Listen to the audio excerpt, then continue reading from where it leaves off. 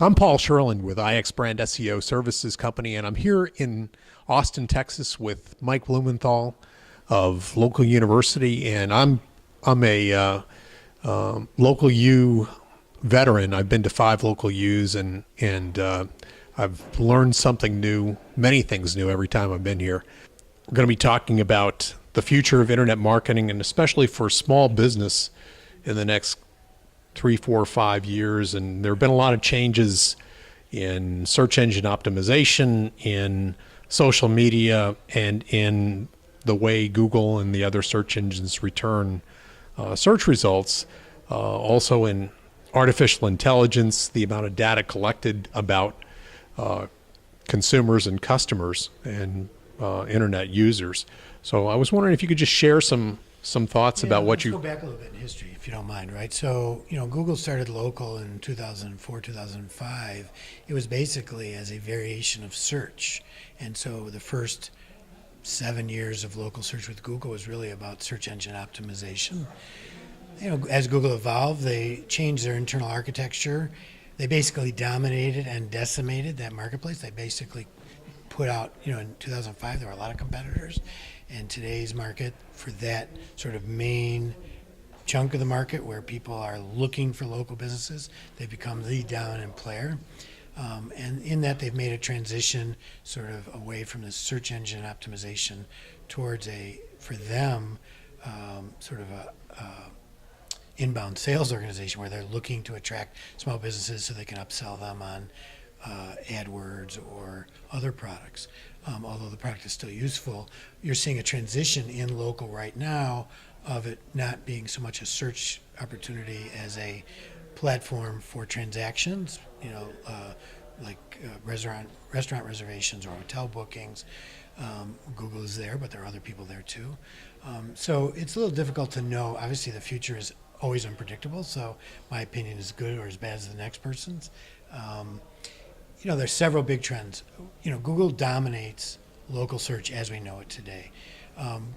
But there's, for the first, they basically confronted initially, the yellow pages, the mapping companies, the other directories, and the other search engines, and managed to basically win those battles on a multi-front basis.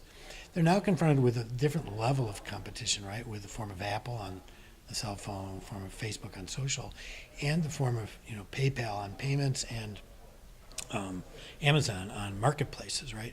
And each of those companies sort of views local in their unique way. So Amazon views local as a marketplace issue, right? And we're seeing rumors of Amazon creating marketplaces for carpenters and plumbers in local markets, right? Mm-hmm. And managing that booking process. Apple views it through the lens of the personal computer, where the person opts into those services, right? Facebook views it through the social graph, and they need as much or more transparency in who you are and what you do and the color of your underwear than Google does, right? Google views, there is no such thing as opt in or opt out with Google or Facebook. They just want all your data all the time, right? So Google views it as a big data problem where they're trying to get the best answers for the most people. So each of them view it in their own way, and we don't know. Obviously, the future's all we can see is these emerging trends. So predicting which of these paths is the most likely to, win. We know that Google is a fierce competitor in these kinds of battles. We know that they will pull out all the stops if they see it as a critical issue, like they did against the Yellow Pages and the various other entities they were up against. Most of which are, limping along now or not standing at all. But it's going to be a different battle because they're up against much bigger resources, right? So depending on which of those dominates, right? If Apple dominates, where the Apple positions privacy as a selling point, whether it really is or not, who knows? But they position as a selling point. You basically have to opt into some form of beacon communication, right? And the problem there for the small business, are they going to be able to participate with apps that have beacon-like sensing, in-store sensing, that kind of thing. So the problem there is going to be who are you going to partner with to do that, because it's unlikely you're going to push your own app, right? Somebody like Nordstrom's going to have their own app, but will the small business? So you have problems there with visibility. If Amazon becomes the marketplace, right, you have other issues. Commodification of your services, more transparency about who you're competing against, in that sense.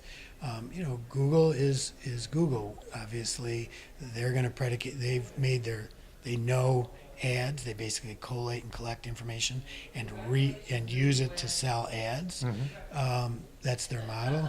So where they go with local, appears to me to be, like I said, more of a inbound marketing for them as a funnel into their AdWords world and possibly into transactions. So I see it moving away from this sort of low-hanging fruit of free and towards things like what Facebook is doing with reduction of organic visibility. And if you want to increase your visibility, you have to pay for it. Right. I see more of that happening, which means it's going to become, perhaps less technical at some level. It's sort of point and click, but perhaps more expensive. Right. Do you know enough about net neutrality, the net neutrality issue to comment about that? My view as from where I sit in the political spectrum is that most of these discussions, like net neutrality, typically end up being in our society discussions between large groups of capital interests.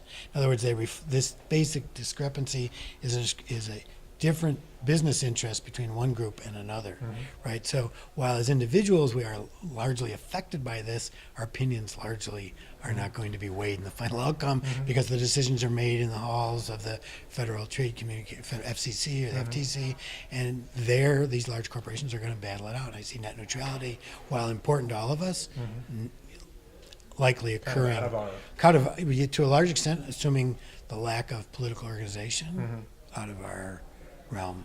So, obviously it could change. The corporatization of the internet has been occurring very rapidly over the last 10 years. That's certainly a threat to it, but it's also a threat to, some of the large players, Netflix and Google, and so you'll see these guys playing it out on a national forum as part of their agenda. Okay. I appreciate those comments, Mike. Thank you very much. Always happy to talk. Okay, thank you very much.